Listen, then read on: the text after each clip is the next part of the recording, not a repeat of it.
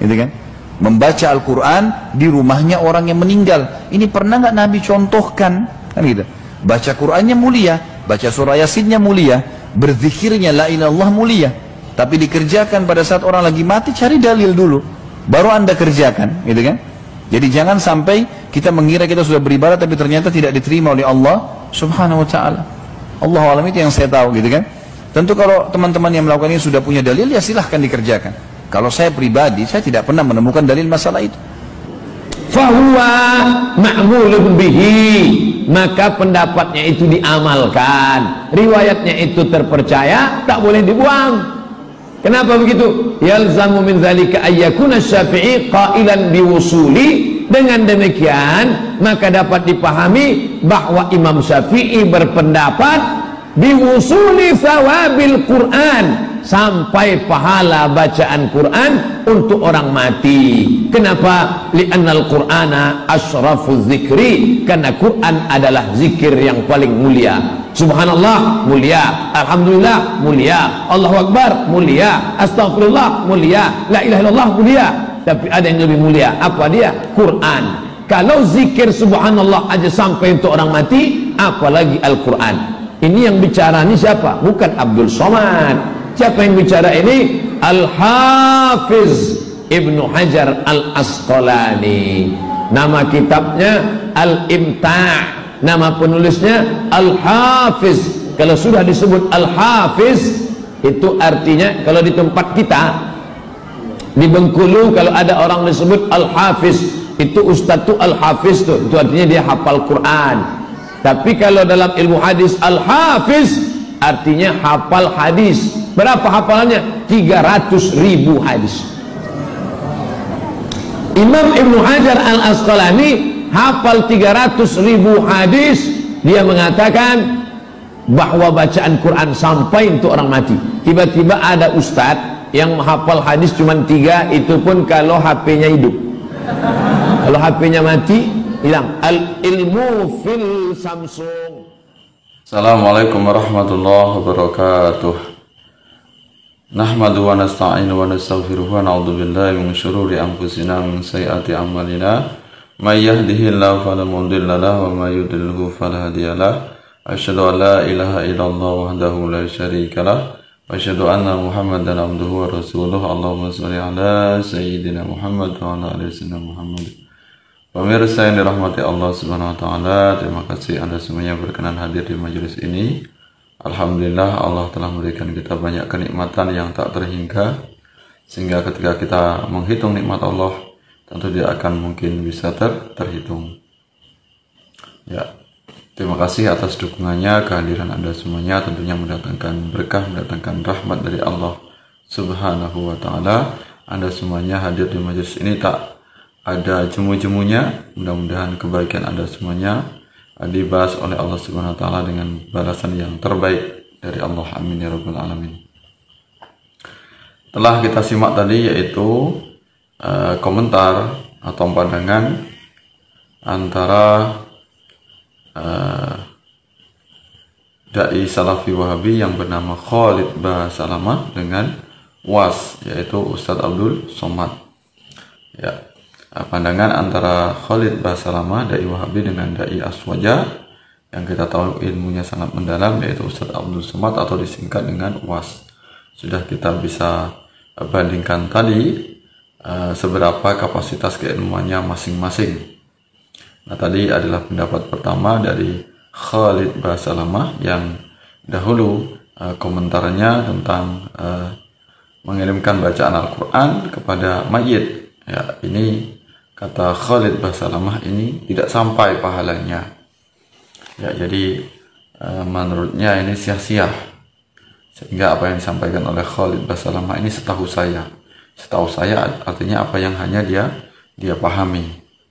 Nah, sedangkan tadi begitu gamblang, begitu jelas penjelasan dari guru kita, yaitu Gurunda Ustadz Abdul Somad, yaitu pendekar Aswaja yang hujahnya sangat luar biasa, meyakinkan kita semuanya bahwasanya segala amal yang kita lakukan, termasuk mengirimkan pahala dari bacaan Al-Quran kepada mayit, ini ternyata sampai ternyata mayit mendapatkan manfaat dari bacaan yang kita kirimkan atau yang kita baca.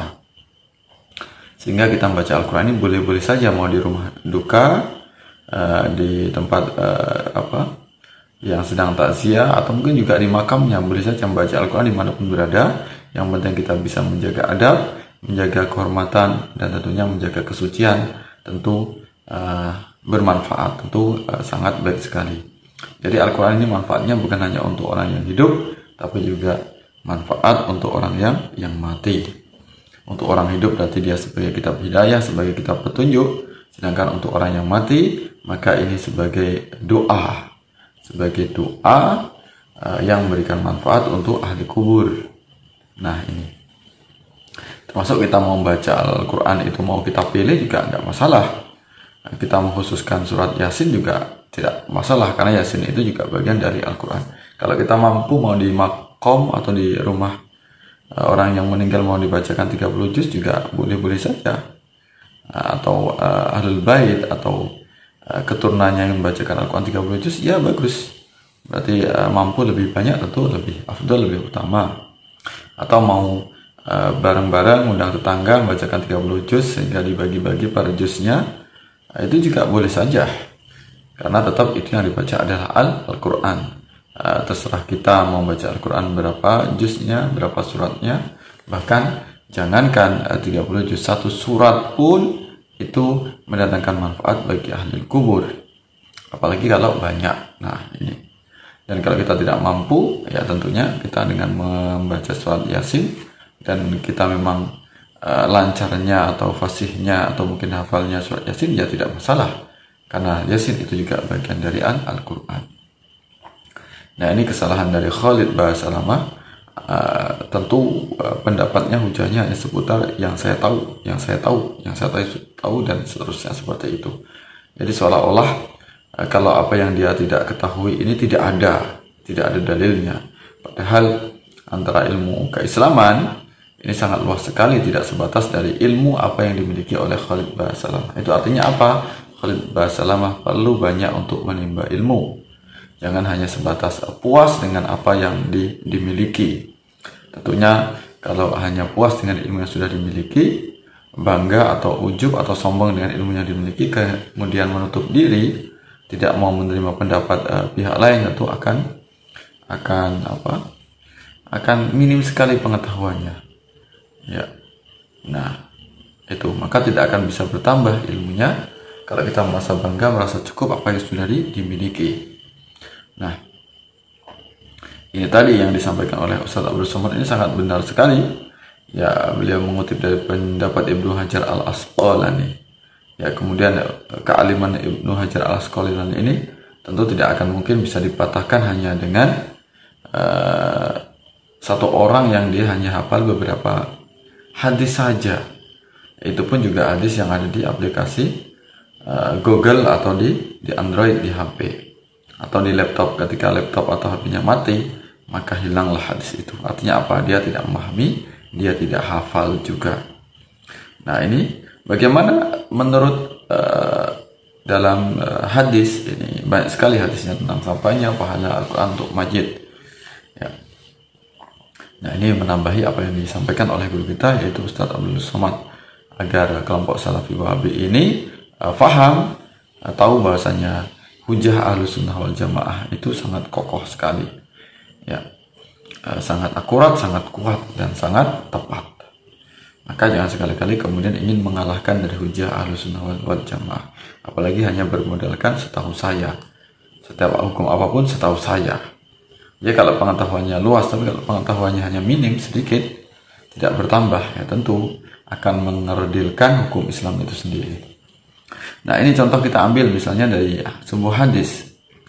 Ini langsung saya bacakan maknanya agar tidak terlalu panjang. Ini dalam hadisnya diriwayatkan dari Ibnu Umar, ia berkata, saya mendengar Rasulullah Sallallahu Alaihi Wasallam bersabda, Allahumma sholli wa sallim wa barik alaihi. Jika di antara kalian ada yang meninggal, maka janganlah diakhirkan, segeralah dimakamkan, dan hendaklah di dekat kepalanya dibacakan pembukaan Al-Quran, yaitu surat Al-Fatihah, dan dekat kakinya dengan penutup surat Al-Baqarah dikuburnya. Ini artinya apa? Surat Al-Fatihah Surah Al-Baqarah ini mendatangkan manfaat untuk mayit, apalagi kalau kita baca semakin banyak, ya. Apalagi kalau misalnya bisa khatam, sekali khatam dibacakan untuk mayit, baik itu di rumah maupun di makam, maka ini tentu sangat bermanfaat untuk mayit. Nah, ini hadis riwayat dari Tabrani dalam Al-Kabir nomor 13.613. Kemudian dari Al-Baihaqi dalam Abul Iman nomor hadisnya 1294. Kemudian dalam Tarikh Yahya bin Ma'in yaitu juz 4 halaman 449.